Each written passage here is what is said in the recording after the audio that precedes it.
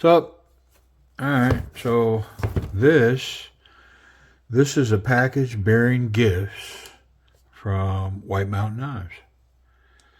So I don't even know what I ordered from them, and I'll tell you the truth, I've got 2 other boxes like this sitting over here in my staging area that I picked up stuff from them and I haven't even opened yet. So this one's sitting here, so I'm gonna open it. This one actually jumped the line because I received it pretty not too long ago, and I've got at least 1, maybe 2 more sitting over there that have been missing for well over a month. All right, so I got a couple of petrified fish in here, a PFP02 and a PF-949D. Okay. I'm going to keep that box because when I send knives, it's nice to have a handy little box, right? Yeah, so I've also got this one that I haven't opened yet. And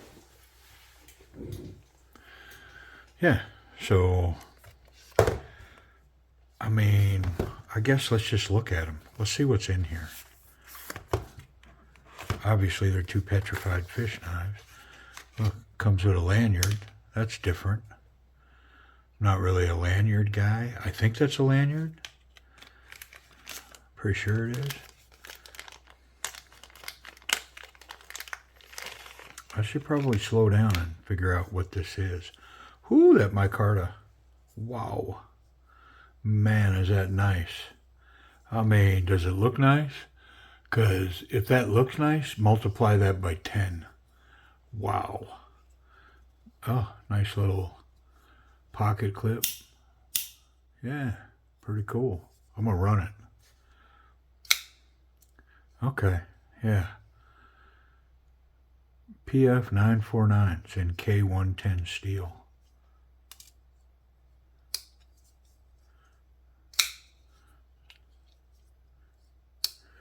All right, well, I'm going to set this one here like this because I'm only going to check one of these in.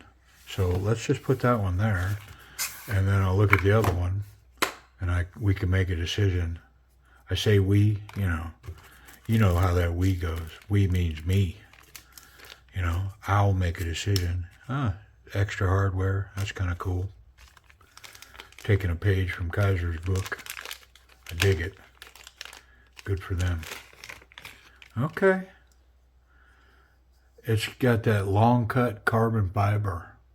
Wow, very nice. I mean, I do like the contrast of the polished clip. Okay, let's run it. Oh, weak detent, but drop shut. Yeah. Yeah, I mean, wow. I have to say I like everything about this. Look at that action, man.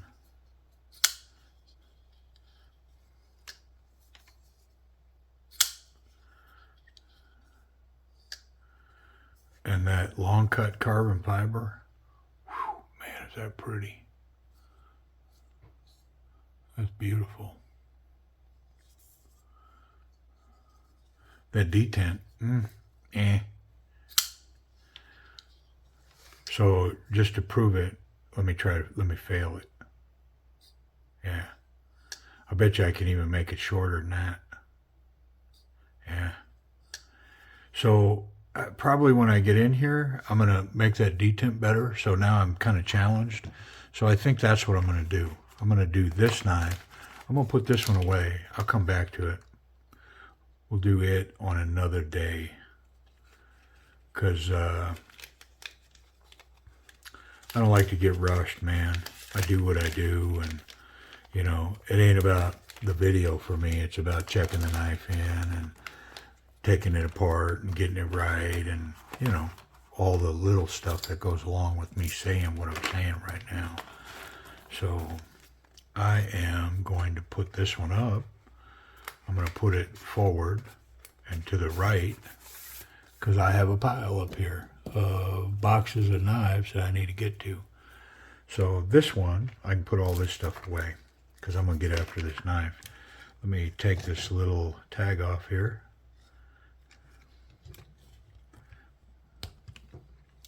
But I'm going to keep it. Put it in there with the plastic and the bent sticker. How about it? Put it right back the way I got it. Oh, the other one, I put it up and it had some additional doodangs. I didn't even notice them. Look, it has a dog tag. It says petrified fish on one side, and then on the back it says PF949 Warrior. So now we know the other one's the Warrior. How about it? Pretty cool. Or no, which one's the Warrior? Was this the 949? No, the 949 was the other one. Yeah, so that's the other one. This one's the Warrior. Yeah, that's the Warrior. Okay.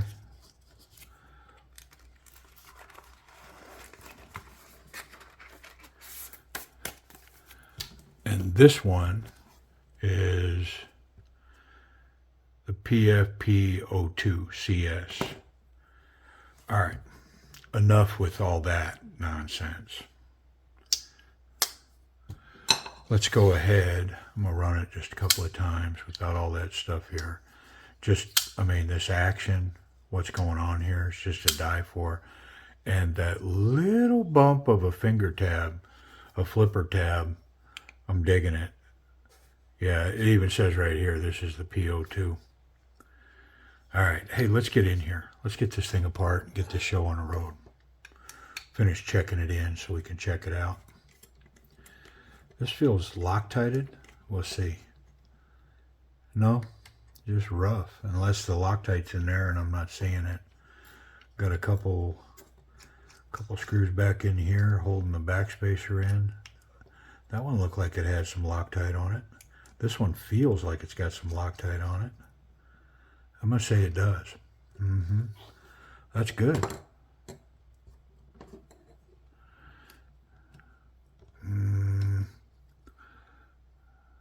Not really sure why, but I'm getting the sense. Nope, there we go. Ooh, look at all that relief cut in there. Wow. And I see something else pretty cool. They didn't quite finish it, but it's, yeah, pretty nice. Good for them. So do you see how they polished the metal where the bearing runs? And it's something that I talk about all the time. When you're putting these bearings on this metal, it just takes a minute to polish it. Look, it's rough. It's not, it's not this super finished area, but they clearly ran this, they polished this area so that the bearing has a smooth surface to run on. And guess what? This one's just big time drop shut, right? Yeah, so that's not brain surgery, man. If you're going to put them bearings onto metal, or let's say a coating, man, polish that off where the bearing's going to run so that the bearing doesn't have to fight against all that. I think I'm just going to leave all that intact and wipe it off. I mean, I don't see a lot of oil on it, so I don't, this doesn't appear to be an oily mess. But yeah, kudos for them. They polished both scales where the bearings are going to run. Now, they didn't do a great job. I mean, I don't know what you're seeing in the camera. You probably could critique it. I know I could looking at it. But the fact that they did it, come on. That's so smart, man. You know what that tells me? These dudes at Petrified Fish, or wherever these are being manufactured, I don't know if they requested it from the manufacturer, or if the manufacturer's smart enough to get down on it, or Petrified Fish themselves. Hey, I don't have those answers. But what I could tell you, whoever did this is a knife person. Like, they get it. You know what I mean? Like, they know what's up. They understand the internals of a knife, a folding knife, and they took the time to take one little step that's going to improve the action on the knife. That it's just silly not to do it, because the polishing machine that you'd need to polish that scale like that, you know, nothing. Wow, good for them. And it saves me from having to do it. Like if the action doesn't get better or whatever, you know, eventually I'm like, yeah, I think I'm gonna polish that up where that coating is. I'm gonna sand that off, and I'm gonna polish it up and get it nice and smooth and solid so that my bearings will run. Wow. Yeah, I'm impressed, man. Good for them. Petrified fish. Am I going the wrong way with that? No, surely not this way. No. Yeah, it's this way. It's just a nice tight fit. There it is. Okay. A little oil, just a tiny little bit. It's nice to find something that something of that caliber where, you know, a manufacturer or the designer, I mean, I don't know if it's David Chin, said, hey, you guys, listen, that part right there, those bearings are really gritty running against that rough steel. So let's buff that out. You know, I don't know who to credit for it, but whoever it is, they're a knife person. They get it. Yeah.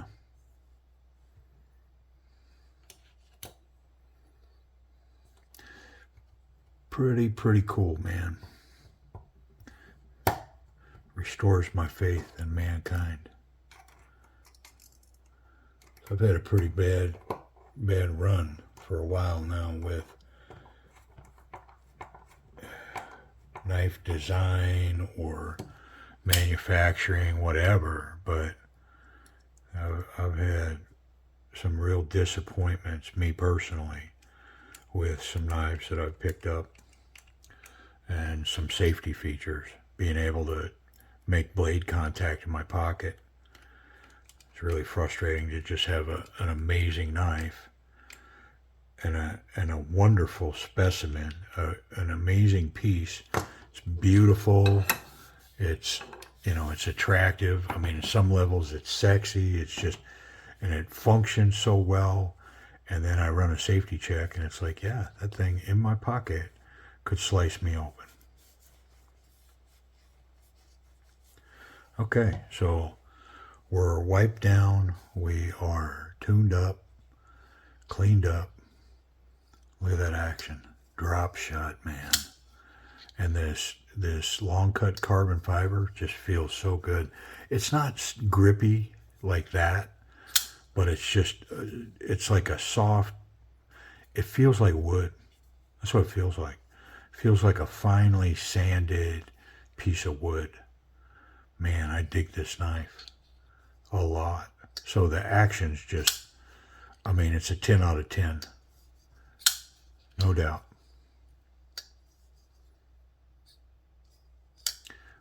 I could tune that up a little bit, and you know what? I think I'm going to do that.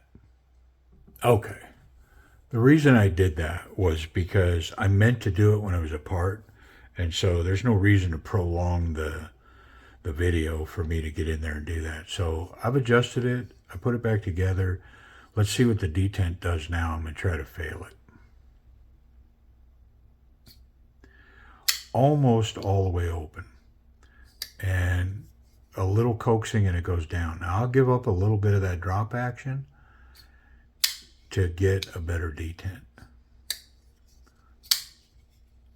Yeah, so I think it's running way better now.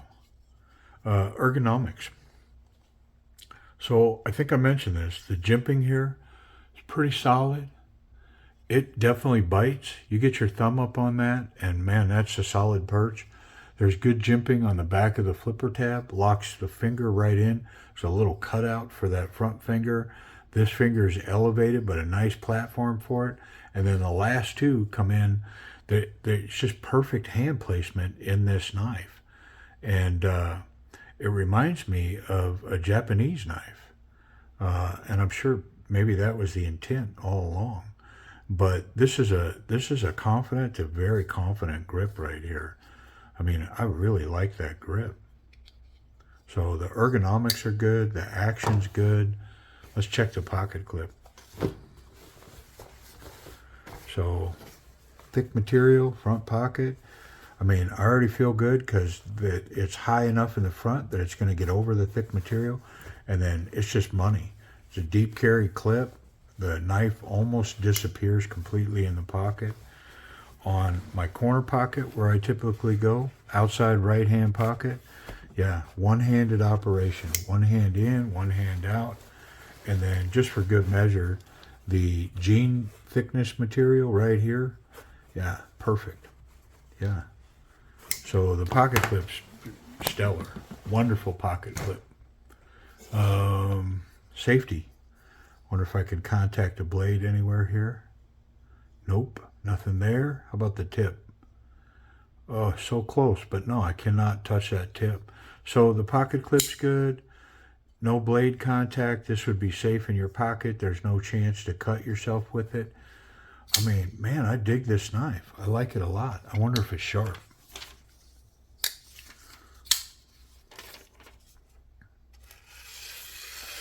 Yeah, I mean, it's just amazingly sharp. It's absolutely wonderfully sharp.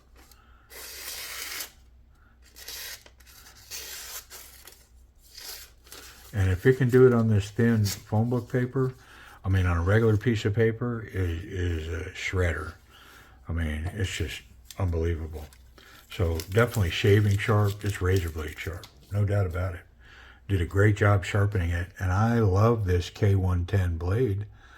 I'm pretty sure that's K110. Let me verify all that. So this one is not K110. This one is D2. Yeah, D2 steel and that long cut carbon fiber. And with my discounts and everything going on White Mountain, this knife ran me about $34. They're on sale. So 34 bucks, carbon fiber, D2. I mean, action to die for, and a really cool knife. I mean, this would be a great EDC, you know, everyday carry. It's self-defense capable. It's not the best self-defense knife in the world, but it's capable. And that blade, that D2 on this, ooh, they did a good job on that satin. It is beautiful. Yeah, man. All right. So there we are. I appreciate you watching.